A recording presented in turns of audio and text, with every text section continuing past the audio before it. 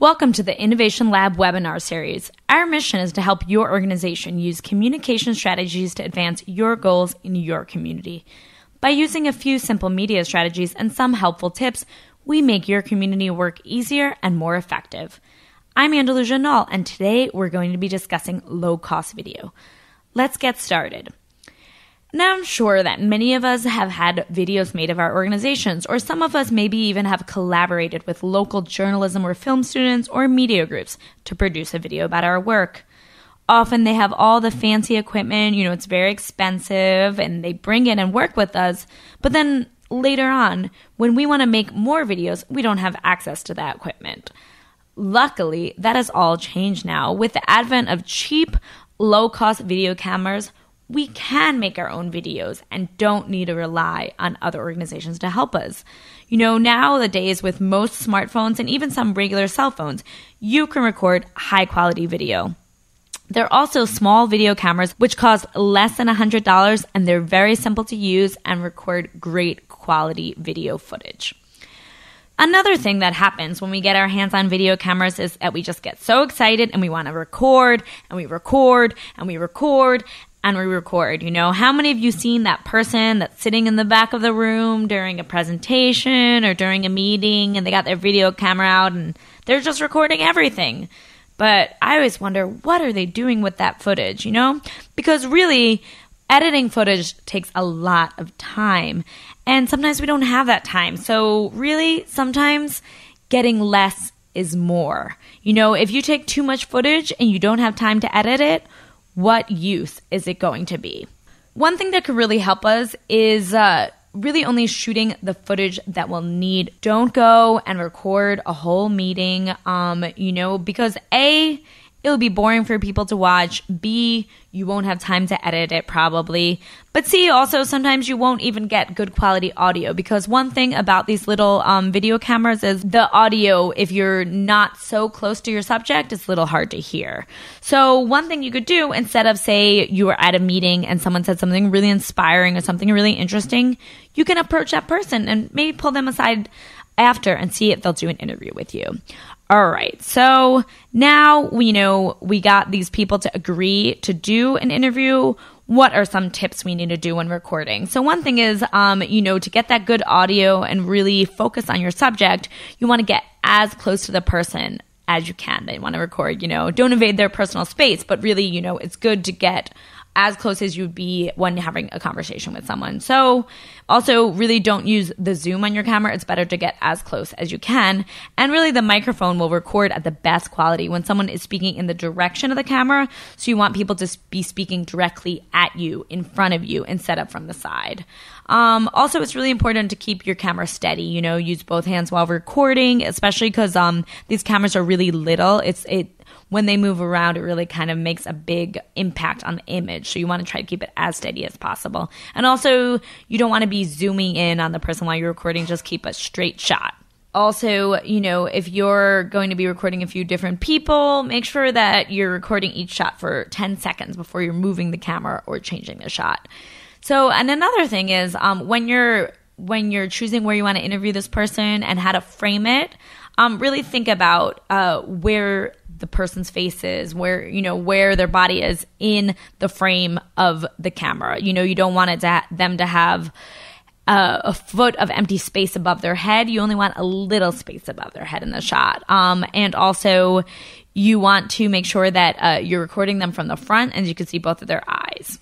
Okay, so one important part about doing video is also, recording good interviews. So think of an interview as a conversation. I know many of us, the first time we do it, we could be really nervous, but really think about what you want to know from the person, what the people that are watching the video will want to hear, and keep it natural. So when recording your interview, keep your focus on the person, look into the eyes of the person you're speaking to, and also, avoid them looking at the camera too much. They could be looking at you. So the camera should be about eye level of the subject. As I said, make sure that they're speaking to the microphone. And if possible, really move to a location that is quiet and free from background noise. Don't record it in front of a highway where there's going to be cars and trucks passing by every second. And you might not realize that they're making lots of noise, but later on when you're watching the video, you'll hear it and you'll think, wow, this is really loud and it's hard to hear the person. If you are able to listen with headphones with your video camera as you're recording, that's also helpful because you could hear if the wind picks up, you could hear, if that car going by is too loud. And sometimes, you could just pause for a second so that the person can continue and be heard. But really try to find a place that is quiet. Also, avoid recording people standing in front of a wall. A wall's boring.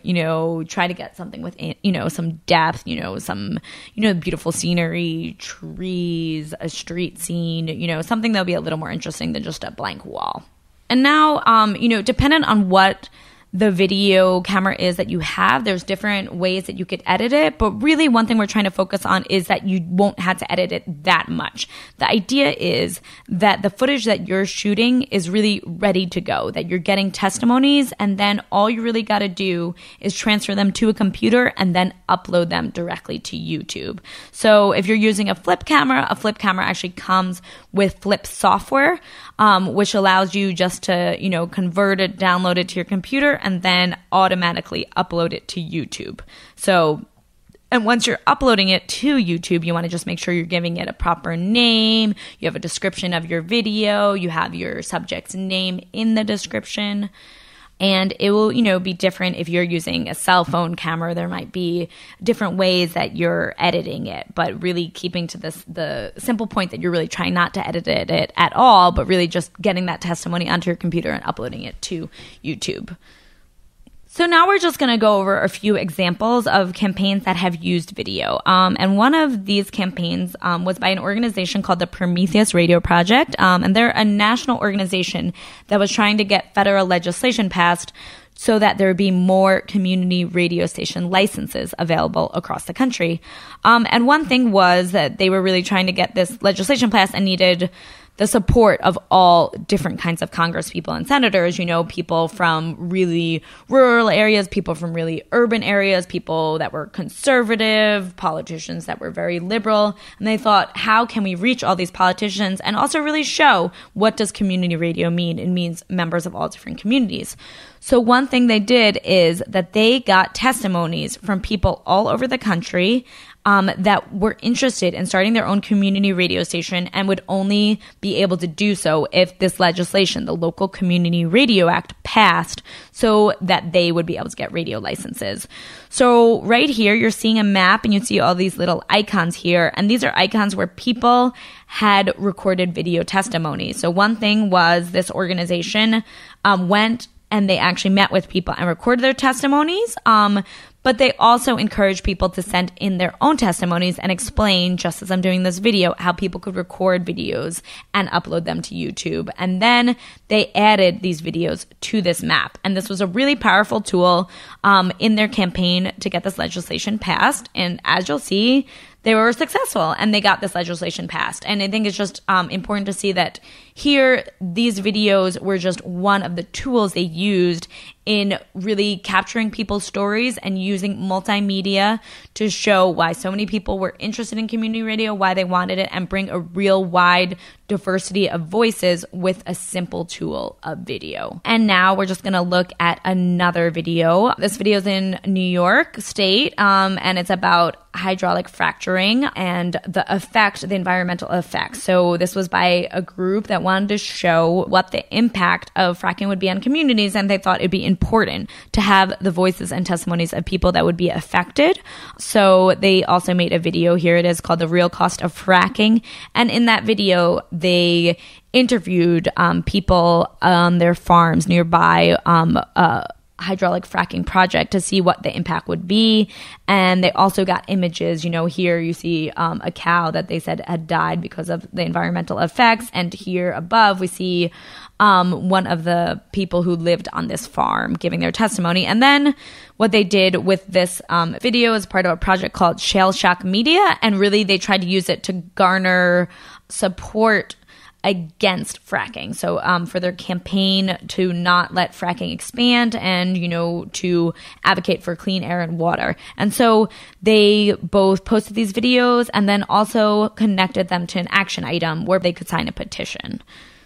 So now we've seen two really exciting campaigns where people have used video, and you might think, okay, how am I going to use video? I've never filmed. What am I going to do in my community? And so one thing is maybe just to get comfortable with the camera, you can practice your video recording with an exercise.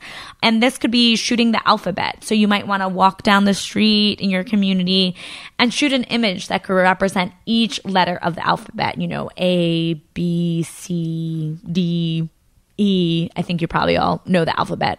And then, really it will help you position the camera, framing the image, and make sure you shoot at least 20 seconds or more of each image. And then you could view them all together after.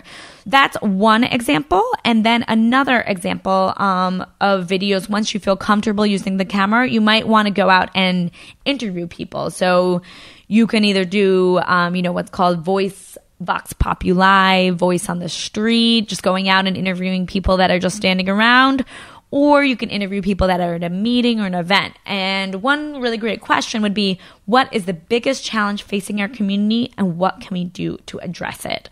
So I'm just going to go over some of our tips from earlier to remember when you're filming is make sure that you're getting close to the person, make sure they're speaking directly at you, make sure you're not zooming in while you're filming.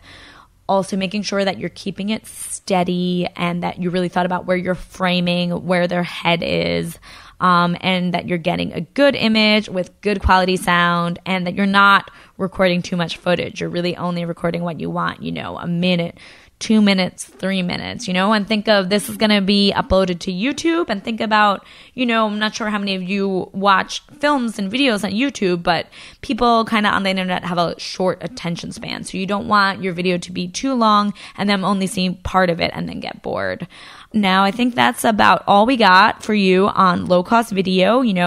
Really it's just about starting experimenting and getting your hands dirty and filming, and then getting those videos up there and thinking how you're going to use them in your campaigns. All right. That's another edition of the Innovation Lab webinar on low-cost video. Thanks for watching.